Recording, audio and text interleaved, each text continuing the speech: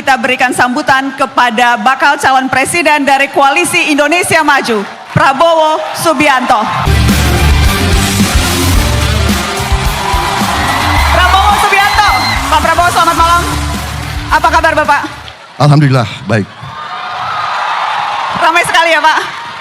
Ramai sekali. Terima kasih sudah meluangkan waktu hadir di Mata Najwa malam hari ini Bapak Prabowo. Terima kasih saya diundang.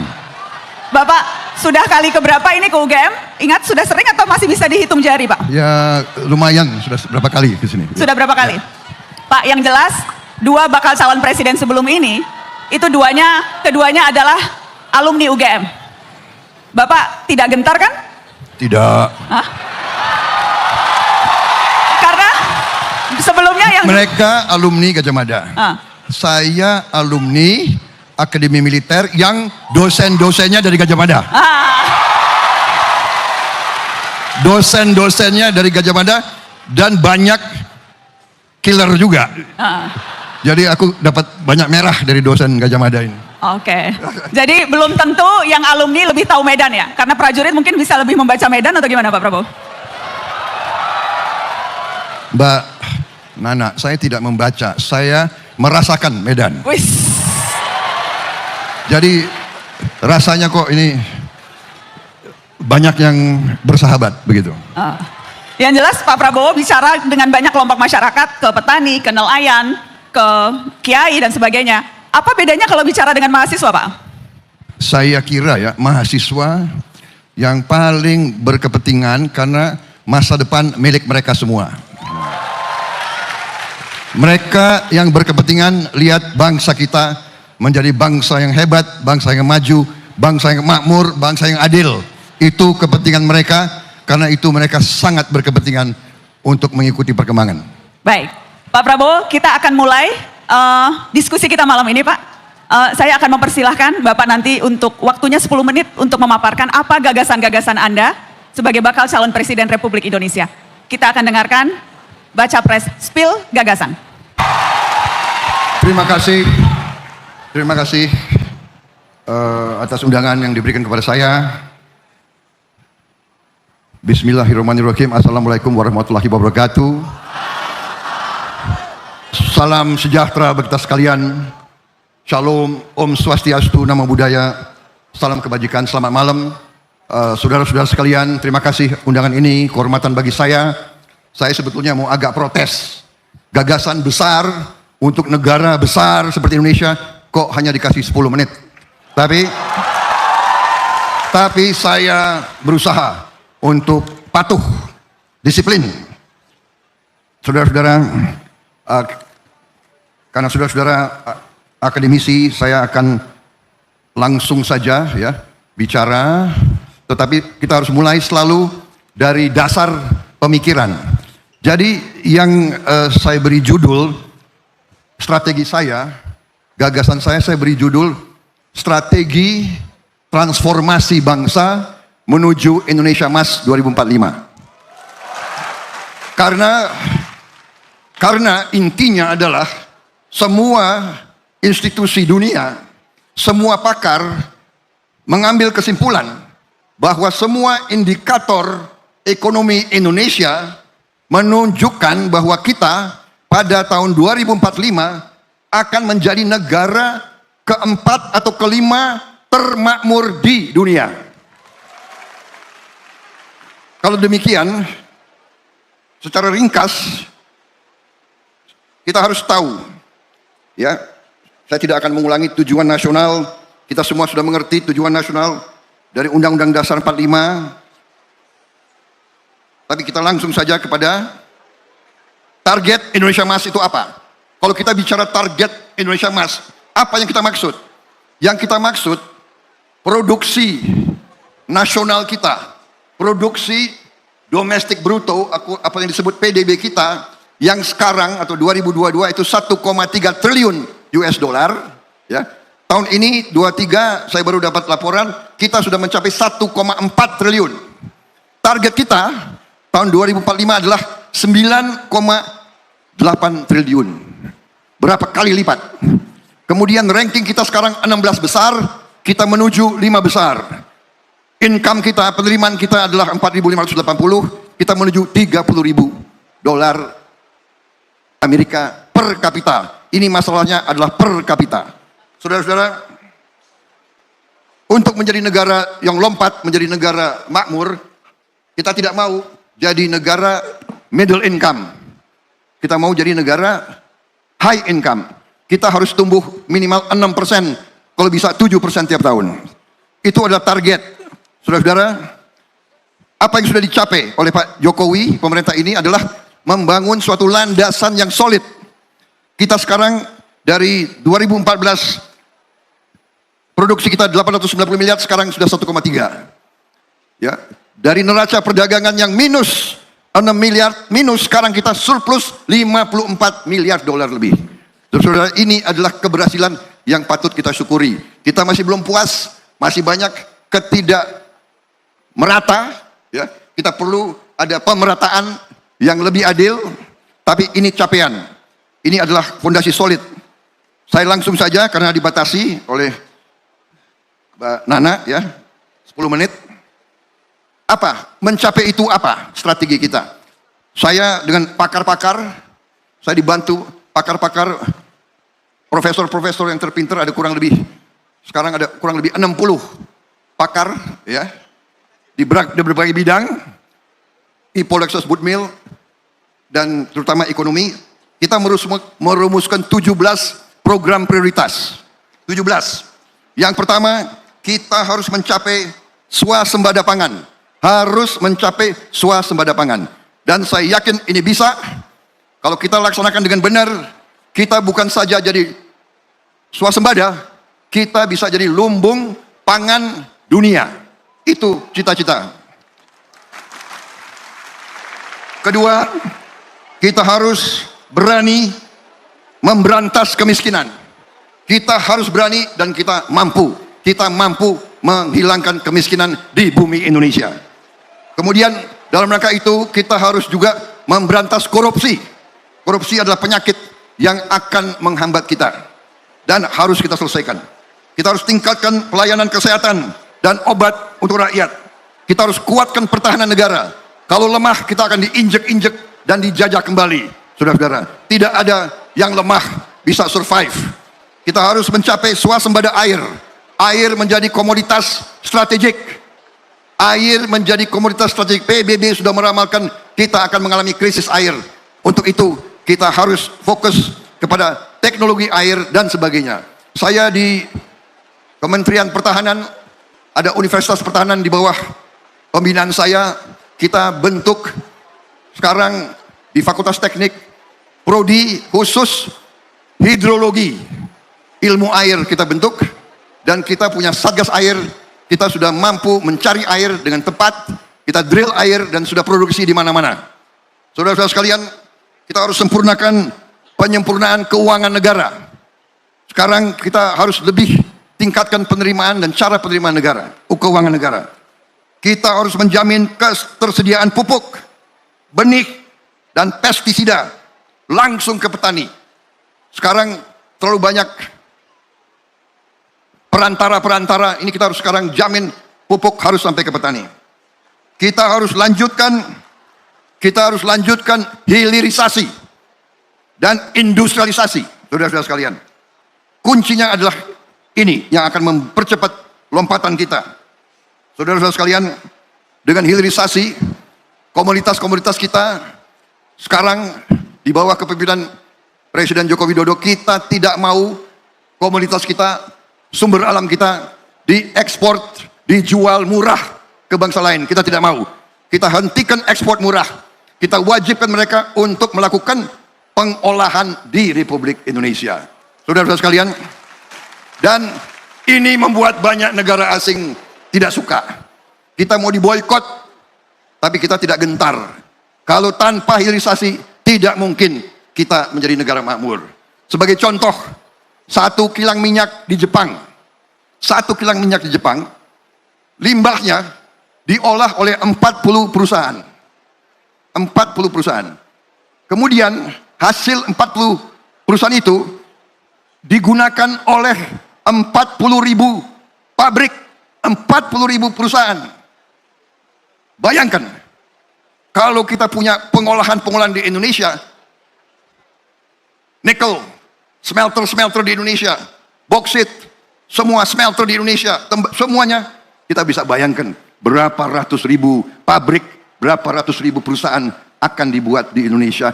Ini pekerjaan untuk saudara-saudara sekalian, untuk mahasiswa-mahasiswa, untuk anak-anak kita semua. Kita tidak mau anak-anak kita hanya mendapat pekerjaan dengan upah rendah, kita tidak mau. Kita ingin menjadi negara yang maju, saudara-saudara sekalian.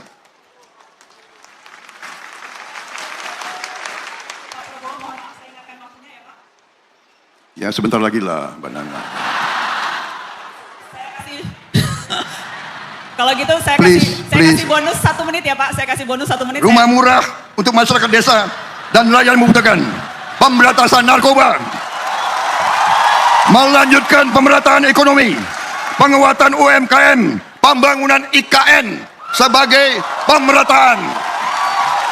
Reformasi politik, hukum dan birokrasi. Menjamin pelestarian lingkungan hidup. Pelestarian seni budaya dan peningkatan ekonomi kreatif dan prestasi olahraga. Kita ingin ikut Olimpiade. Kita ingin ikut Piala Dunia, saudara-saudara sekalian. Terakhir, 8 program hasil cepat. Membangun sekolah-sekolah unggul terintegrasi di setiap kabupaten. Mencetak, memproduksi lumbung pangan. Melanjutkan program Kartu Indonesia Sehat, Kartu Indonesia Pintar, Kartu Sembako, Kartu Prakerja, program Keluarga Harapan. Memberi makan siang dan susu gratis di sekolah. Serta bantuan gizi untuk ibu-ibu hamil. Mendirikan penerimaan negara. Tingkatkan rasio penerimaan negara dari PDB menjadi 20%. Saudara-saudara sekalian, menaikin gaji guru, aparatur sipil negara, TNI Polri, dan kepala desa dan perangkat desa. Terima kasih. Selesai. Terima kasih Bapak Prabowo Subianto.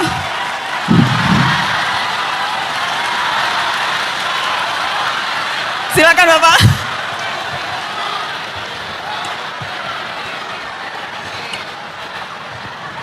Bapak silakan minum kopi dulu. Biasanya Pak Prabowo tuh kalau udah minum kopi jadi lebih semangat. Silakan Pak. Kopi Hambalang Pak. Alhamdulillah. Mic Bapak ada di sebelah kanan Pak. Tadi 10 menit masih kurang, berarti mungkin kita harus bikin lagi ya Pak.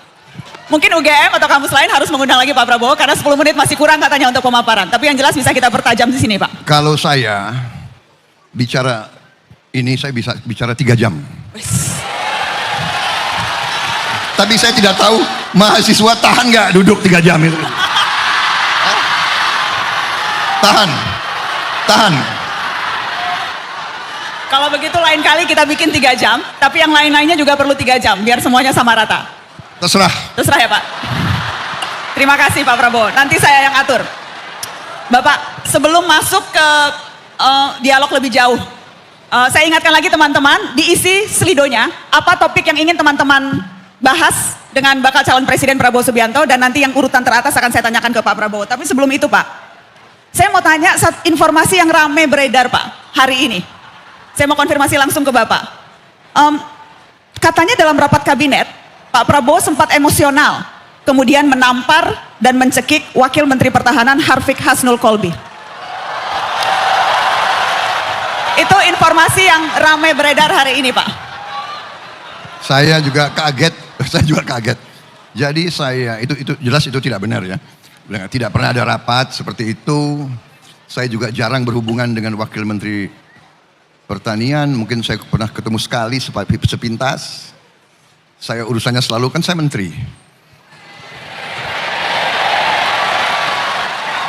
Aku menteri, urusannya sama menteri.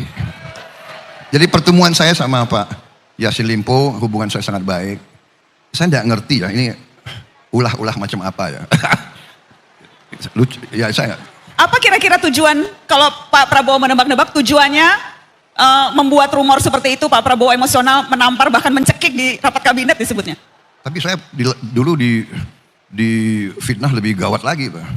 Mau kudeta lah, mau inilah, mau itu. Ya.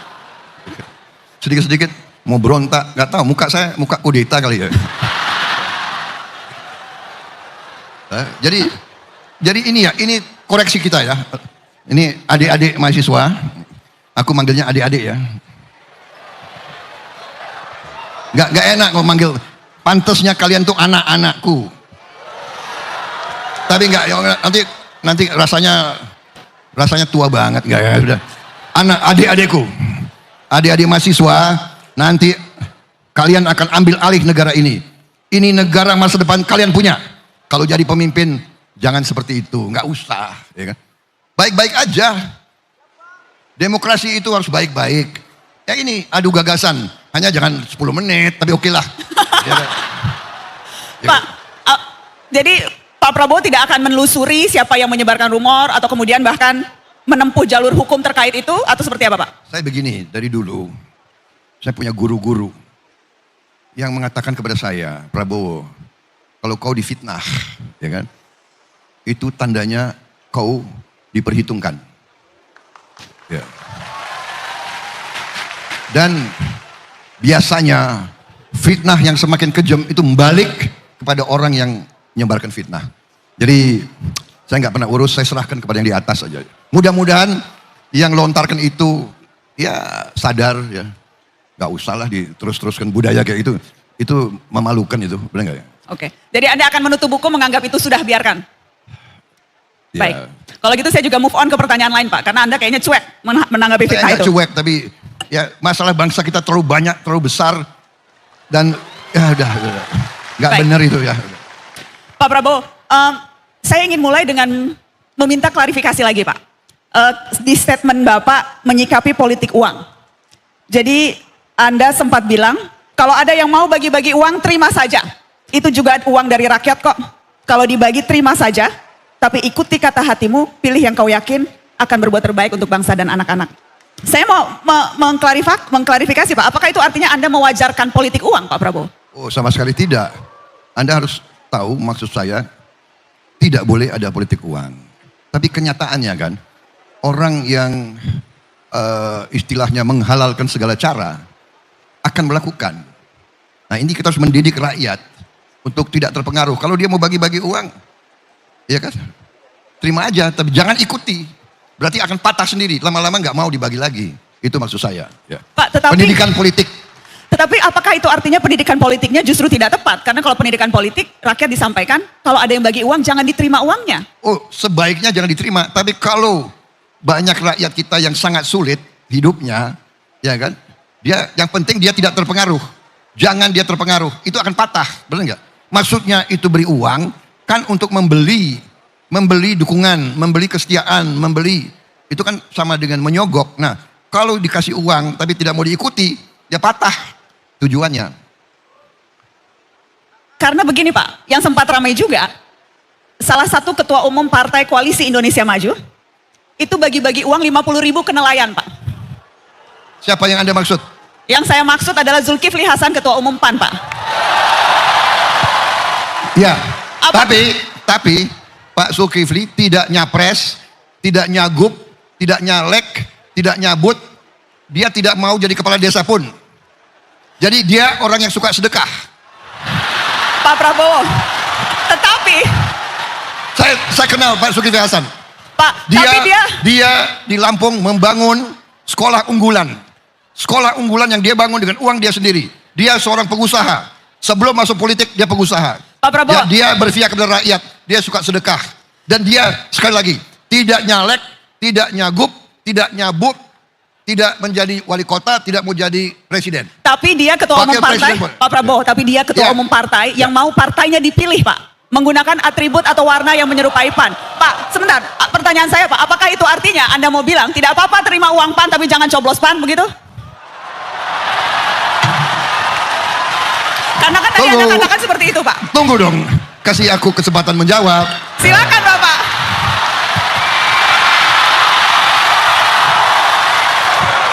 Saya katakan, terima uangnya, ikuti hatimu.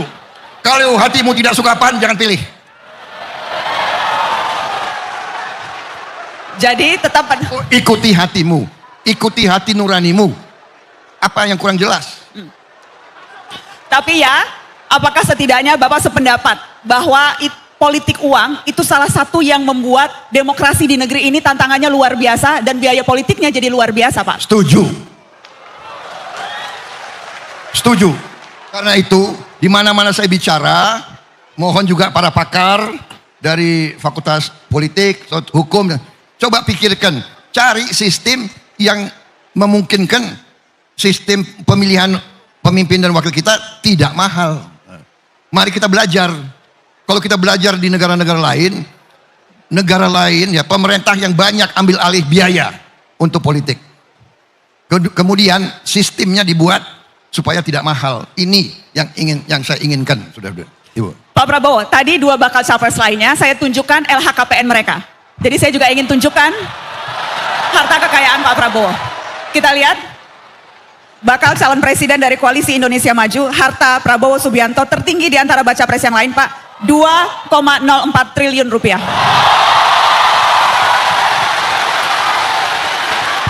Pak Prabowo, apakah kalau disambungkan dengan perbincangan kita sebelumnya, biaya politik yang tinggi, apakah itu artinya Bapak relatif aman karena toh duit Bapak banyak padahal sudah nyapres 3 kali?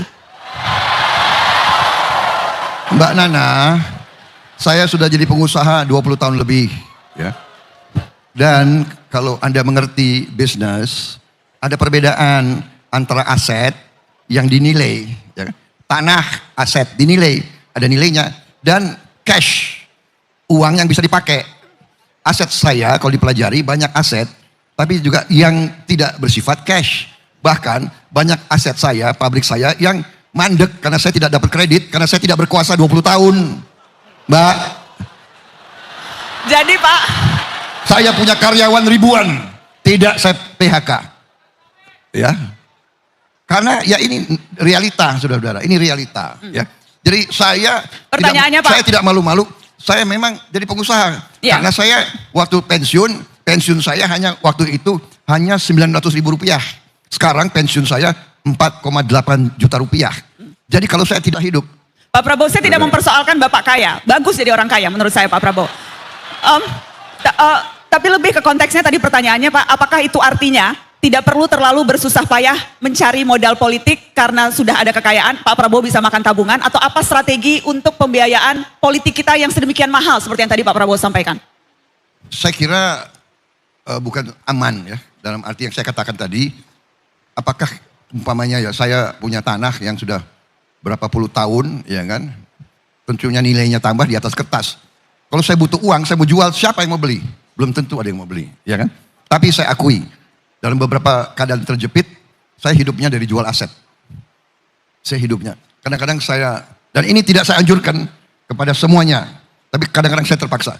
Saya jual aset, saya jual tanah untuk membiayai kebutuhan-kebutuhan partai saya dan sebagainya. Terima kasih. Tapi sekarang, boleh dong gue jawab. Boleh ya. Pak. Enak aja diinterogasi terus. Pak Prabowo soalnya udah mau bikin mata bowo katanya. Begini. Sekarang saya dengan gagah berani mengatakan partai saya yang banyak membiayai saya. Kalau saya panggil anggota saya, mereka kadang-kadang bayar sendiri. Nah itu. Jadi kalau partai yang semangat, partai punya idealisme, dia akan bayar sendiri. Itu yang saya ingin sampaikan. Jadi sekarang self-financing sudah berjalan. Contoh, tidak pernah saya kasih uang untuk Gerindra di provinsi, Gerindra di kabupaten, tidak. Mereka sendiri. Mereka bikin kantor sendiri. Mereka bangun kantor sendiri di mana-mana. Ya, kita adalah partai dari bawah. Terima kasih, Mbak Nana. Terima kasih, Bapak Prabowo. Pak, saya mau tunjukkan apa hasil polling, apa topik yang paling banyak hendak dibahas bersama Pak Prabowo. Nomor 1, korupsi dan penegakan hukum, kebebasan berpendapat. Oke, kita mulai dari nomor 1, Pak, korupsi dan penegakan hukum. Pertanyaan saya akan nyambung dengan yang tadi Bapak sampaikan, soal partai politik dan juga komitmen atas anti korupsi. Kalau bicara soal itu, Pak, Faktanya sekarang, ada 67 caleg DPR dan DPD yang merupakan mantan terpidana kasus korupsi. Dan 2 diantaranya, Pak, itu kader Anda. Pertanyaannya, Tunggu. Ada jawabannya. saya belum nanya, Bapak udah siap jawab. Tunggu, Bapak, kenapa Mbak. Pak? Kenapa Tunggu, Mbak. diloloskan, Pak? Aku mau jawab dulu. Kalau komitmen anti korupsi, Aku mau jawab dulu. kenapa ada 2 kader koruptor, Pak? Saya mau jawab. koruptor. Silakan. 2 calon itu sudah saya coret. Anda akan mencoret. Sebentar, saya mau pastikan dulu. Saya mau pastikan. Sudah saya coret. Karena informasi ini belum dibuka ke publik. Anda katakan malam ini di Mata Najwa 2 caleg itu akan Anda coret dari... Sudah saya coret. Sudah dicoret. Karena calon legislatif kita saya kira berapa belas ribu itu. Berapa belas ribu calon. Ya kadang-kadang verifikasinya lolos begitu ya. Tapi begitu Anda tahu mereka mantan narapidana. Coret. Baik.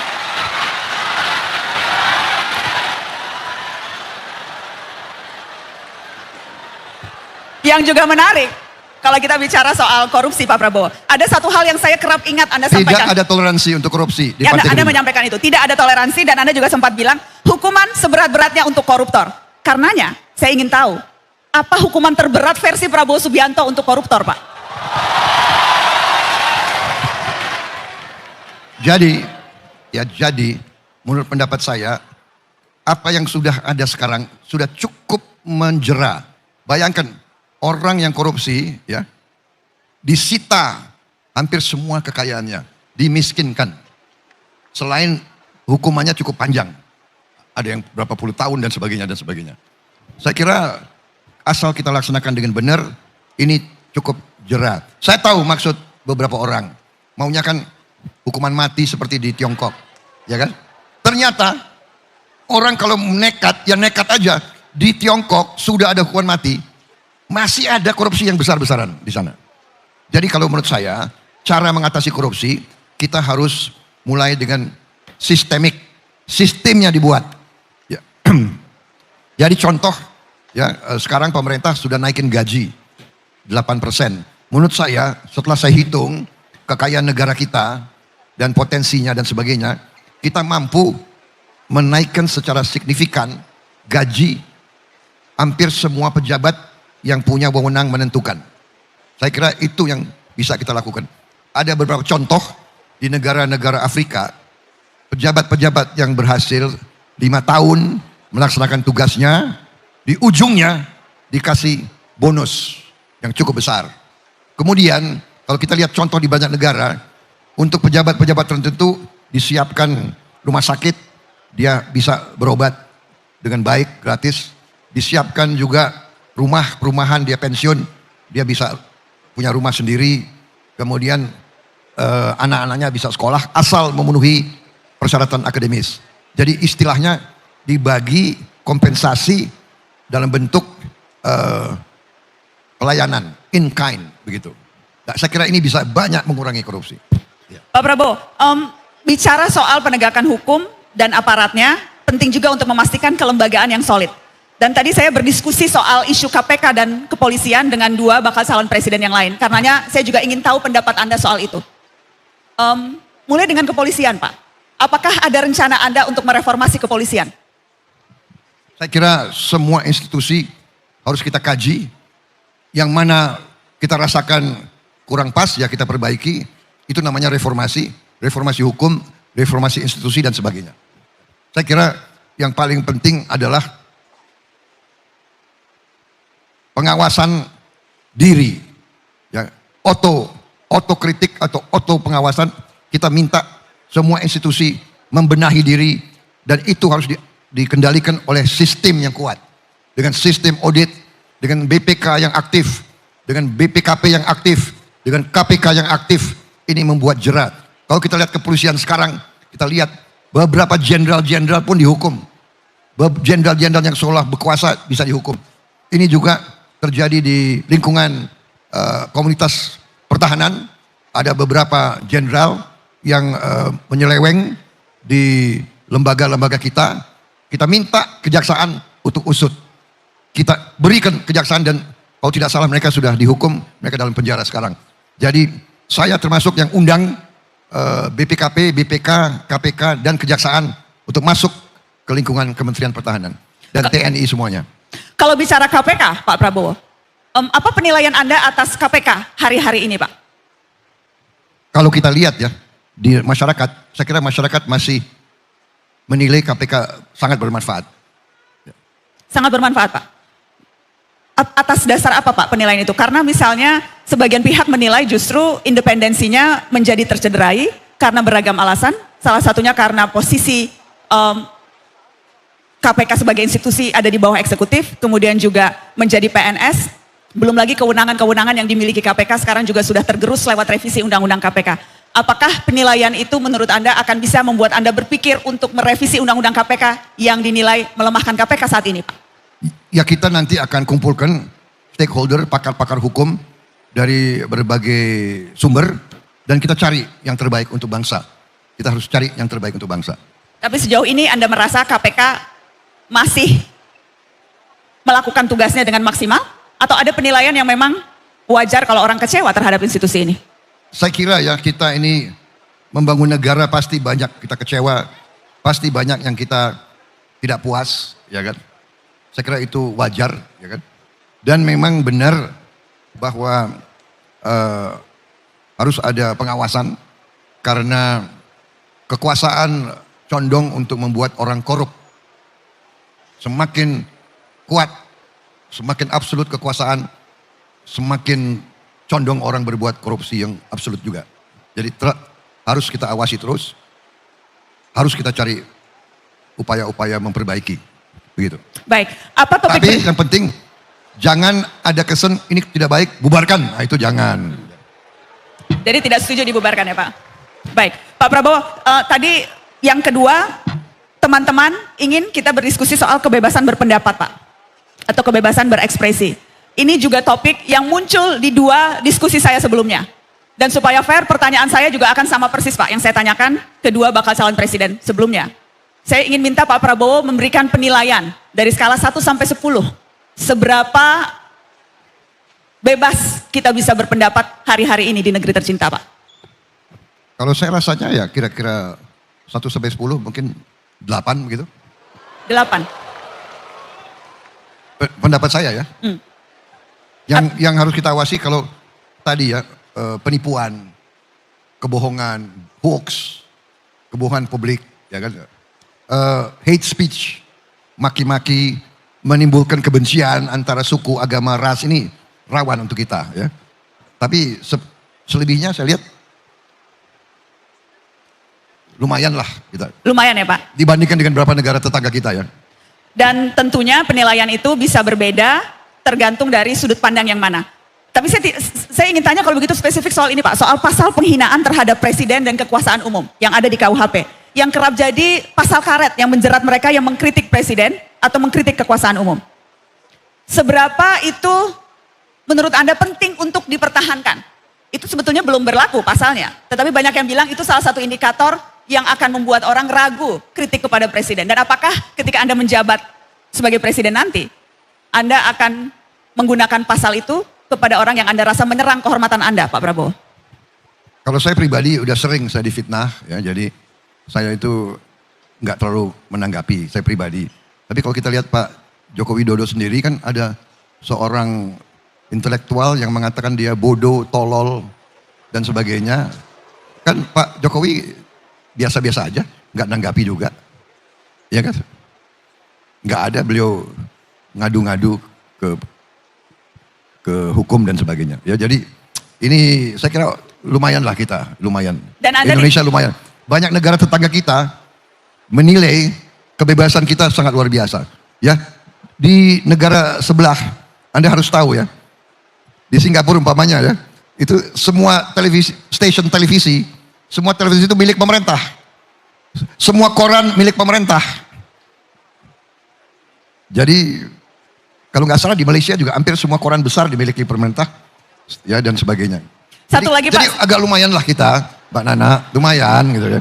Lumayan ya Pak. Nanti bersama-sama kita bikin yang lebih baik lagi, ya. Pak, satu lagi sebelum saya lempar ke audiens, karena saya ingin minta sikap Bapak soal revisi Undang-Undang ITE yang saat ini sedang dibahas di DPR dan memakan banyak korban karena ada banyak pasal karet di sana. Apa pendapat Anda soal Undang-Undang ITE itu, Pak? Dan Saya mau jujur ya, nanti saya akan pelajari lebih dalam. Terus terang aja saya tidak mengikuti semua rancangan undang-undang. Ya. Itu juga di luar bidang saya sebetulnya. Ya. Saya kan Menteri Pertahanan sekarang ini. Tapi ya. pada prinsip saya mengikuti. Tapi intinya, saya kira intinya yang kita khawatir adalah bahwa nanti platform itu dipakai untuk mengujar kebencian, untuk manas-manasin kebencian, dan sering dengan kebohongan, sering dengan hoax, ya kan, dan sebagainya. Ini rawan. Ini menurut saya itu harus diperhatikan. yang juga rawan adalah ketika itu justru dipakai untuk kriminalisasi, ketika itu justru dipakai untuk melaporkan ke polisi tindakan-tindakan yang sebetulnya sah dilakukan. Jadi ada dua sisi mata uang untuk melihat itu, Pak Prabowo. Ya, itu tidak hanya di negara kita, Mbak Nana, di seluruh dunia seperti itu, ya. Di Baik. seluruh dunia seperti itu. Jadi yang penting kebebasan berpendapat sangat penting untuk check and balance, untuk mengawasi pejabat, untuk mengawasi penguasa. Baik, Pak Prabowo, saya akan kasih kesempatan ke aktivitas akademika di UGM untuk bertanya langsung. Yang pertama adalah Dr. Kusrido Ambardi atau Mas Dodi Ambardi, dosen Departemen Sosiologi Visipol UGM. Mas Dodi ada di mana? Silakan Mas Dodi, waktu untuk Anda bertanya ke Pak Prabowo. Oke, terima kasih. Selamat datang Pak Prabowo di UGM dan semoga sehat selalu. Saya mengikuti dari judul yang Anda sampaikan tadi tentang transformasi bangsa menuju Indonesia Emas tahun 2045. Kemudian saya mengikuti dari poin yang pertama sampai 17 yang ada di slide. Di sana saya melihat bahwa penekanannya itu pada pembangunan ekonomi, kemajuan ekonomi, dan seterusnya. Sehingga kemudian saya menjadi bertanya-tanya, transformasi bangsanya di sana, bangsanya di mana ya? Karena saya merasa selama 2 pemilu terakhir itu bangsa ini agak sedikit terkotak-kotak, kemudian ada polarisasi, sehingga kemudian ketika seandainya tadi segala kesejahteraan itu mau dicapai, pendistribusian antar kelompok itu bisa berproblem.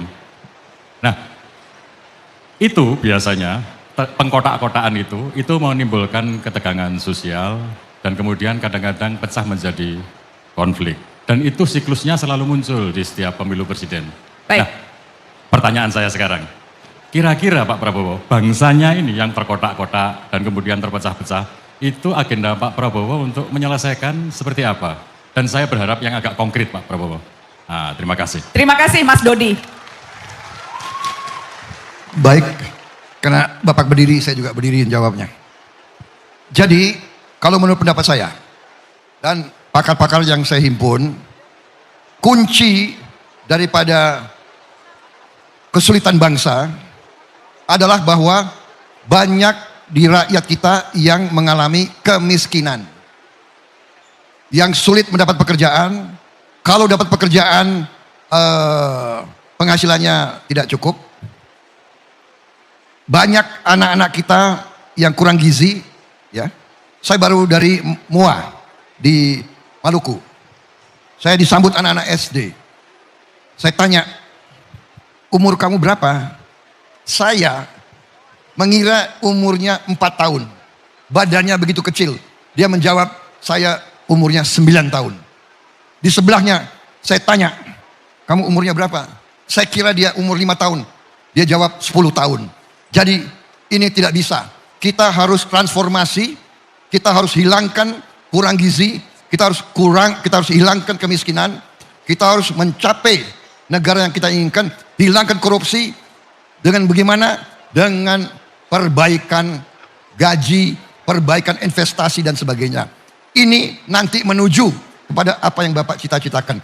Kita tidak ingin ada permusuhan, kita tidak ingin ada pengkotak-kotaan, tapi kalau orang susah, kalau orang miskin, kalau orang tidak ada harapan, kalau orang tidak ada pekerjaan, dia mudah dikotak-kotakan, dia mudah dibikin panas, dia mudah dibikin saling membenci. Kita hilangkan akar persoalannya. Akar persoalannya kita harus hilangkan kemiskinan dari Republik Indonesia. Itu jawaban saya.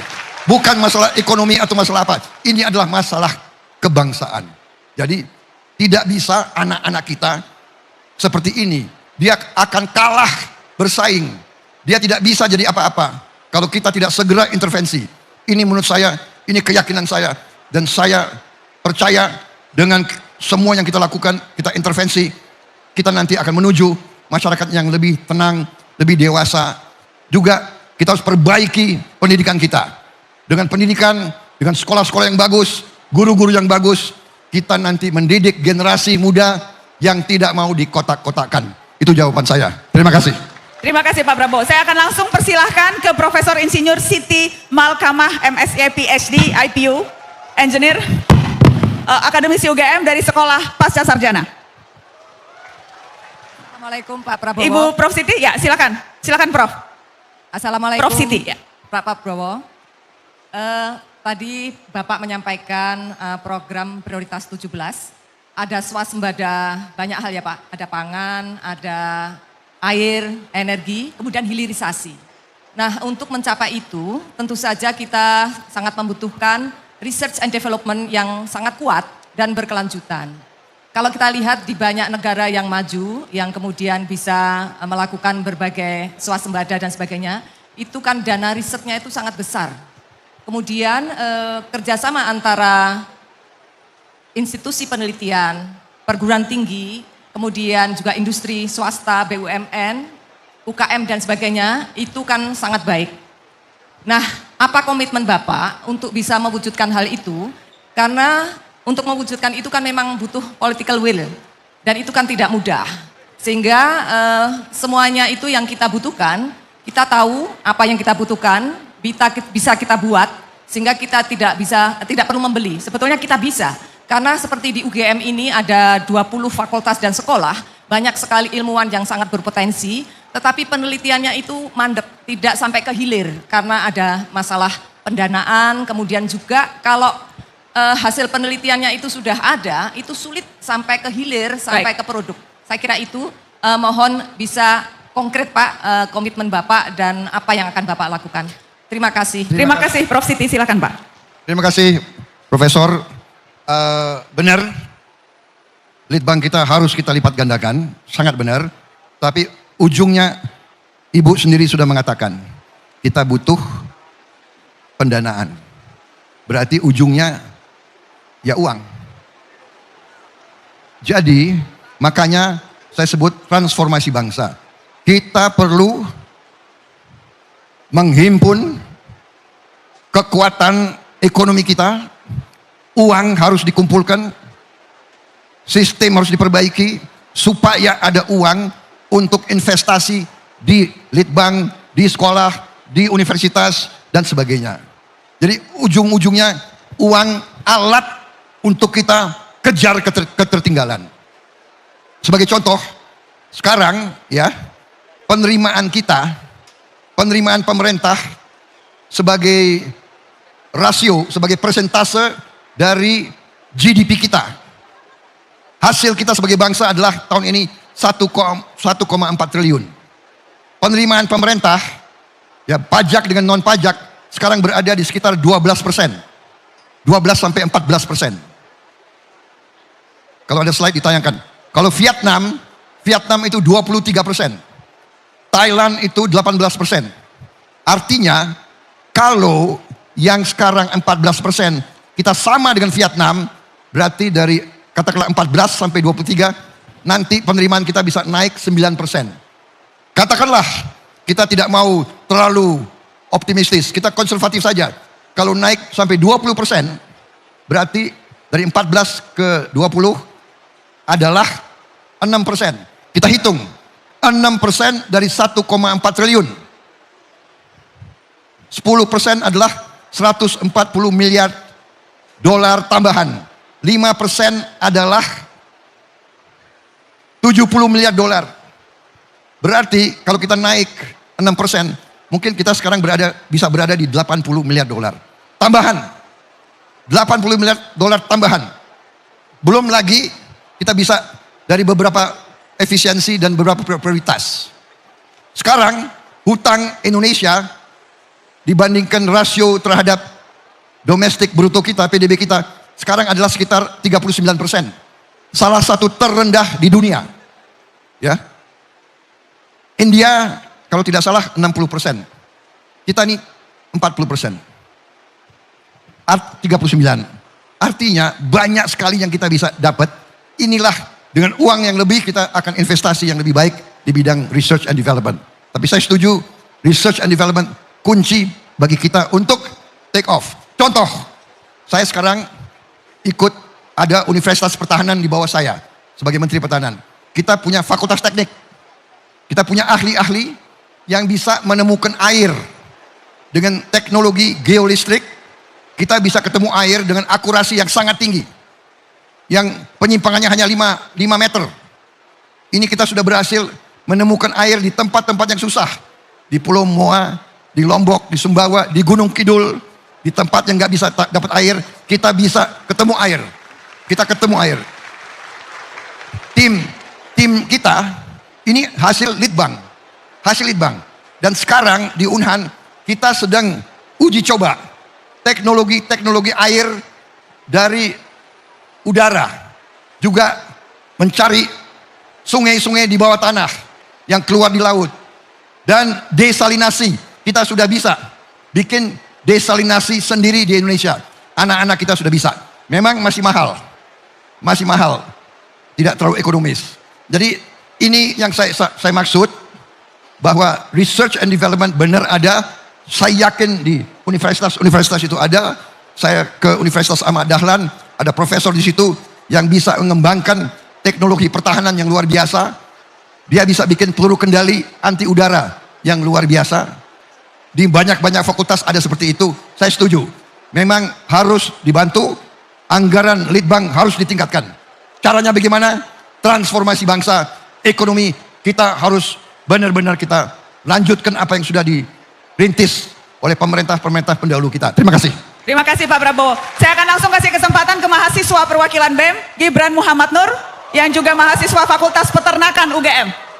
Dari mahasiswa perwakilan BEM, silakan. Gibran ada di mana? Silakan. Baik. Selamat malam, Kita dengarkan teman-teman. Kita dengarkan.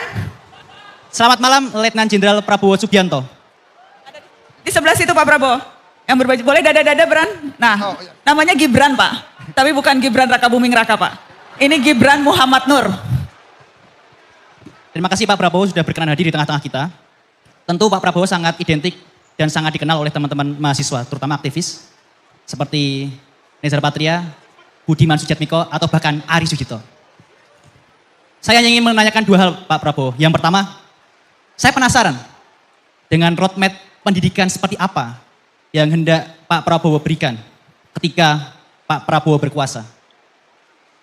Sangat memprihatinkan Pak Prabowo soal pendidikan saat ini, mulai dari PTNBH, alokasi pendidikan yang 20% yang ternyata hanya 2,6% dana yang dikelola oleh Kementerian Pendidikan. Pak Prabowo, omong kosong Indonesia emas jika akses terhadap pendidikan terbatas, omong kosong Indonesia jaya jika akses untuk pendidikan hanya untuk orang-orang kaya. Pertanyaan kedua Pak Prabowo, kondisi kebebasan berpendapat seperti apa yang ingin Pak Prabowo bentuk ketika Pak Prabowo menjadi presiden? Kondisi sekarang seperti Dago Elos, diskusi yang diberantas, sangat memprihatinkan Pak Prabowo. Kita nggak ingin ketika kita berdiskusi, dikriminalisasi, dipenjara, atau bahkan diculik. Terakhir Pak Prabowo, ketika ada tamu dari Jogja, mayoritas tentu akan membawa oleh-oleh Pak Prabowo. Dan kami juga ingin memberikan oleh-oleh untuk Pak Prabowo. Ini kami membuat sebuah kajian yang kami tujukan langsung kepada Mas Ganjar, Mas Anies, dan Pak Prabowo Subianto. Satu hal Pak Prabowo yang ingin kami tanamkan, kita ingin para baca pres masuk ke dalam kampus dengan gagasan dan pulang dari kampus dengan membawa tuntutan dan kajian. Sekian, terima kasih. Terima kasih. Pak Prabowo, apakah Bapak bersedia menerima kajian yang diberikan oleh mahasiswa? Gibran, itu kajiannya betul, itu data dokumen kajian kan? Iya Mbak. Anda mau kasih langsung ke Pak Prabowo? Boleh. Boleh ya Pak? Boleh silakan maju Gibran, langsung dikasih kajiannya. Boleh langsung dikasih. Boleh lewat sini. Jadi ini kajian yang dilakukan oleh teman-teman BEM atau teman-teman dari mana? Oke. Dari BEM, silakan bisa langsung dikasih. Terima kasih. Ada 3 pertanyaan tadi Pak Prabowo. Roadmap pendidikan yang pertama. Iya.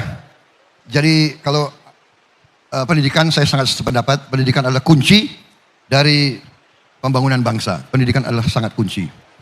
Karena itu kalau Anda perhatikan tadi 17 prioritas ya, mungkin bisa ditayangkan kembali. Di situ yang pertama adalah saya sependapat.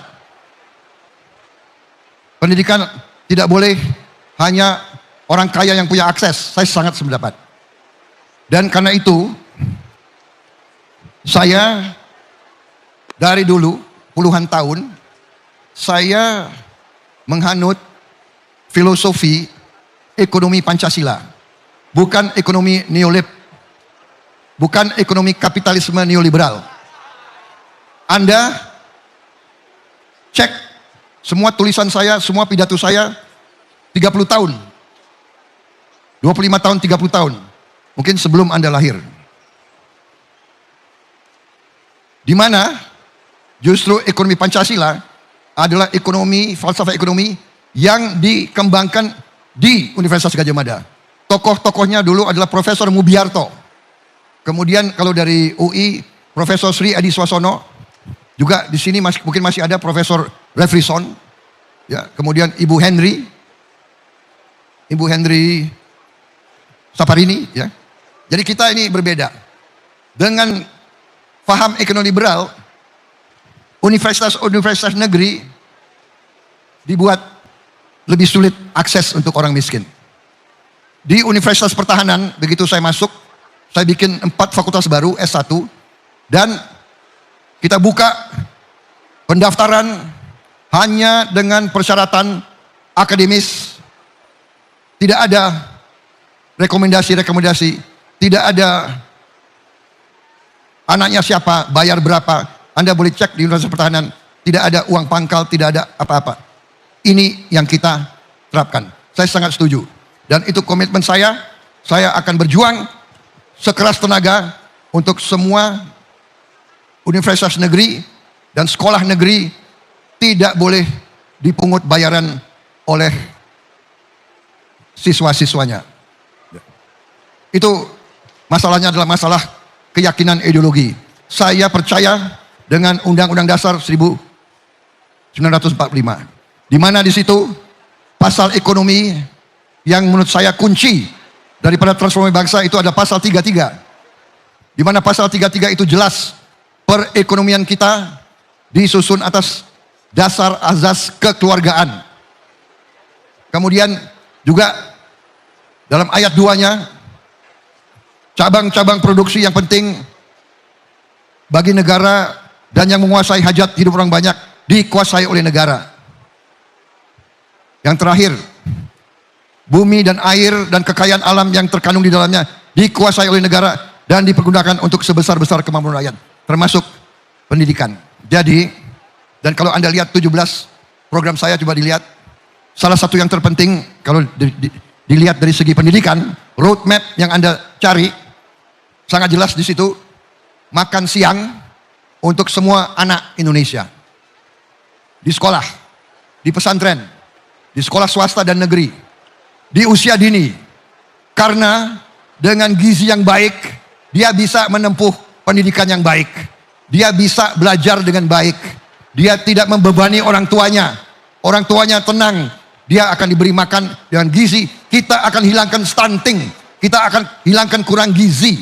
Itu pendidikan, roadmap saya pendidikan. Kemudian Anda lihat, saya juga tadi 17 program prioritas. Di situ menaikin gaji guru. Menaikin gaji guru, itu roadmap. Kualitas pendidikan diperbaiki, kemudian kita bisa memberi kualitas hidup yang baik. Kemudian di situ juga masalah pendidikan. Saya ingin bentuk sekolah unggul terintegrasi. di setiap kabupaten. Sekarang ada sekolah-sekolah unggul hanya di beberapa provinsi. Kita turunkan ke kabupaten. Kita sudah hitung, ini pendidikan benar. Pendidikan adalah kunci lompatan kita untuk menjadi negara maju. Saya kira itu dari saya di bidang roadmap pendidikan ya. Oke. Yang selanjutnya beliau tanya soal Jaminan kebebasan berpendapat jika nanti Bapak menjadi ya, presiden. saya kira saya sudah jawab tadi ya. Mbak Nana sudah saya jawab banyak soal kebebasan berpendapat. Kebebasan pendapat itu hak asasi yang paling penting.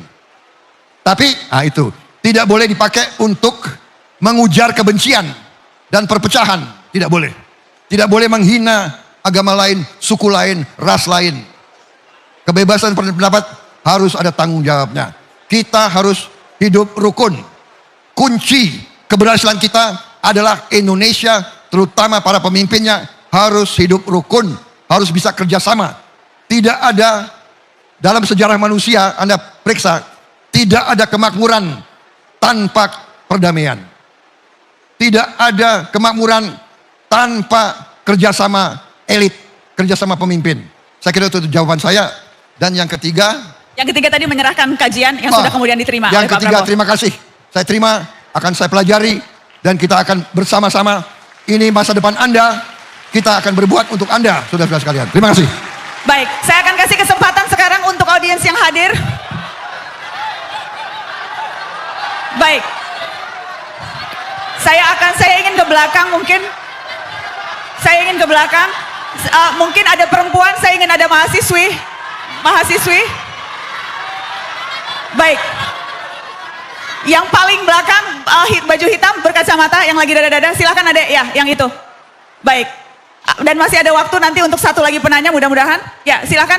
Mic-nya tolong dikasih di sebelah sana. Boleh ke sebelah sana? Ya. Itu.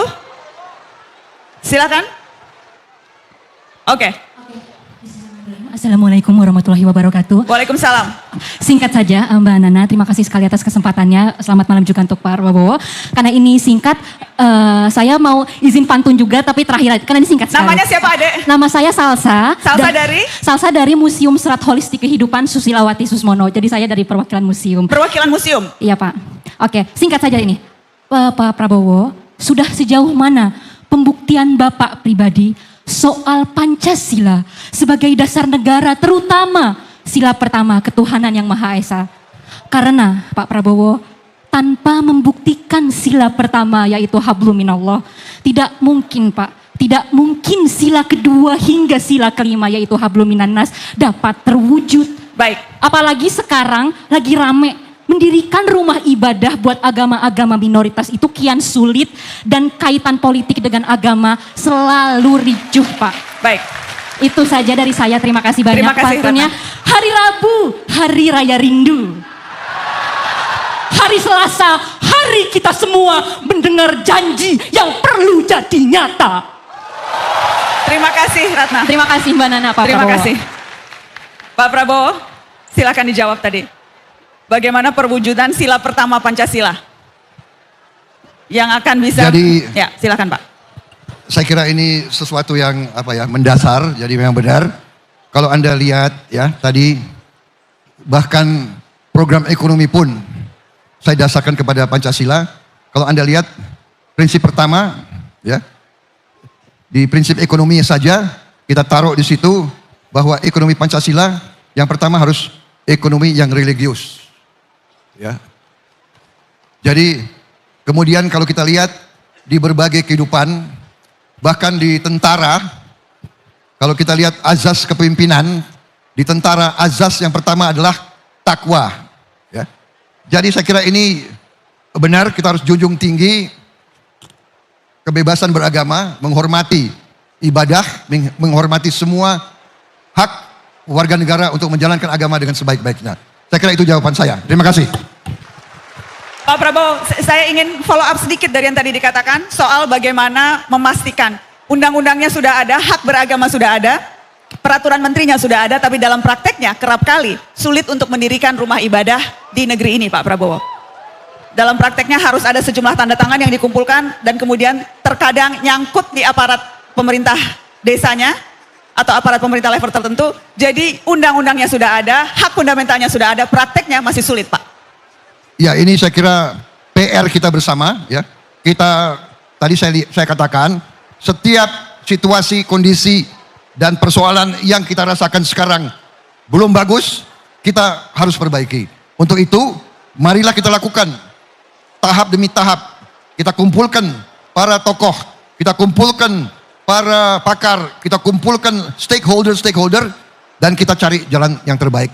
Jalan keluar yang terbaik, dan salah satunya adalah terutama melalui pendidikan, melalui proses dan pelaksanaan pendidikan. Kita harus mengajarkan kehidupan beragama yang baik dari sejak dini. Saya kira itu jawaban saya. Baik, Pak Prabowo, ada satu pertanyaan dari netizen Pak yang muncul lewat live streaming. Pertanyaannya seperti ini dari Edgar Elezar. Gen Z dan anak muda sekarang rentan terkena depresi dan mental health. Apa pandangan Pak Prabowo soal itu? Soal tantangan anak muda sekarang yang rentan depresi. Dan apa yang bisa dilakukan seorang presiden nantinya soal isu mental health dan depresi yang rentan dialami oleh anak muda?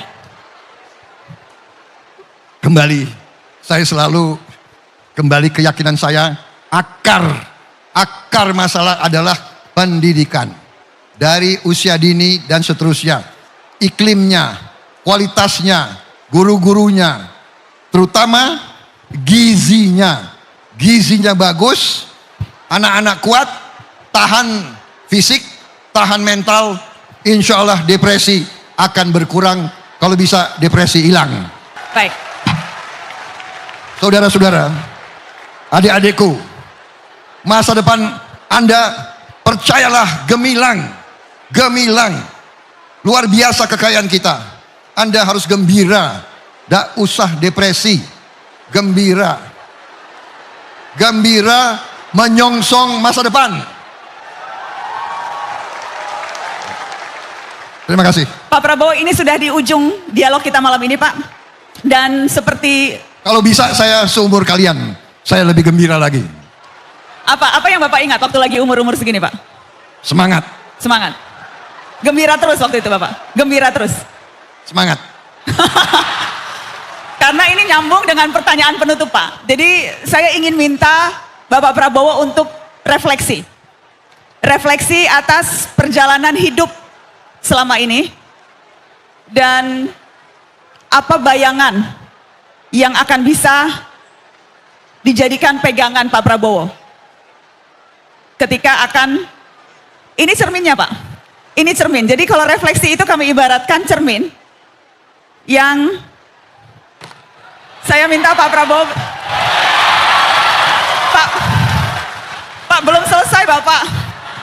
Saya mau minta Bapak berkaca lagi. Bapak berdiri di sini, kapan lagi ngerjain Menhan kan? Bapak, saya ingin Anda berefleksi Pak Prabowo atas segala hal yang sudah Bapak lalui selama ini. Bapak jangan kemana-mana, Bapak refleksinya di depan kaca Pak. Udah cukup. Jadi maksudnya Bapak di sini sambil berkaca, berbicara pada diri sendiri, refleksi. Gue udah berkaca. Refleksi kan? Refleksi Bapak. Jadi begini ya, adik-adikku. Pak sambil lihat. Nah, gini, saya mau cerita. Pak banyak yang minta berkaca Iya, Pak. saya mau cerita, saya sudah berkaca. Oke. Saya ingat, adik-adik, saya mau cerita ya. Saya lahir tahun 51. Ya. Kita baru 1 tahun merdeka. Ya. 6 tahun. Ya, maaf. Proklamasi tahun 45, tapi penyerahan kedaulatan baru tahun 50. Ya, 49. Karena kita harus perang. Penjajah gak mau pergi, kita harus perang. Saya mau cerita begini. Ya. Waktu itu, saya mau cerita, begitu saya sekitar umur 22, 23, 24, saya perwira di tentara, saya bawa anak buah saya berenang di kolam renang Manggarai. Waktu itu masih ada kolam renang di Manggarai. Dan waktu saya berenang, saya lihat ada dinding. Dinding dari marmer, tapi tertutup oleh lumut. Saya suruh bersihkan lumut. Dan saya baca, di situ ada tulisan, Honden and Inlander Verboden. Ya, artinya anjing dan pribumi dilarang masuk kolam renang. Itu tahun 75 saya baca. Jadi adik-adik sekalian, dulu kita dijajah, kita dibantai, kita diperbudak, kita dimiskinkan, dan kita dianggap lebih rendah dari anjing. Anda minta saya refleksi. Saya pernah hidup di tengah orang Eropa. Saya ingat, saya waktu itu satu-satunya murid yang bukan kulit putih. Tiap hari saya diejek oleh guru saya. Tiap hari dibilang bangsa monyet, ini itu. Prabowo, your people live on trees. Saya alami. Saya sekolah di beberapa negara, selalu mereka bilang begitu. Rakyatmu tinggal di pohon, kamu. Saya mengalami. Jadi kalau Anda minta saya refleksi, saya ingin melihat sebelum saya meninggal, Indonesia menjadi negara bermartabat, negara terhormat. Saya ingin lihat tidak ada kemiskinan di Republik Indonesia. Saya ingin lihat anak-anak Indonesia kuat, gembira, senyum, orang tuanya gembira. Itu, Mbak Nana, itu yang mendorong saya. Kalau Anda minta refleksi saya tidak mau bangsa saya dihina terus. Saya ingin bangsa saya terhormat, berdiri di atas kaki sendiri. Saya ingin melihat adik-adik saya ini semua, nanti kau pakai mobil buatan Indonesia. Kau naik motor buatan Indonesia. Kau pakai jam buatan Indonesia. Kau pakai sabun buatan Indonesia. Kau pakai parfum buatan Indonesia. Kau pakai sepatu buatan Indonesia. Itu, Mbak Nana, itu yang saya cita-citakan. Terima kasih, selesai. Prabowo Subianto, bakal calon presiden Republik Indonesia. Kita kasih tepuk tangan sekali lagi untuk Bapak Prabowo Subianto. Pak Prabowo, terima kasih banyak sudah hadir malam ini di UGM. Terima kasih sudah hadir di Mata Najwa. Sekali lagi dong untuk Bapak Prabowo Subianto. Gagasan saya beri judul Strategi Transformasi Bangsa Menuju Indonesia Emas 2045.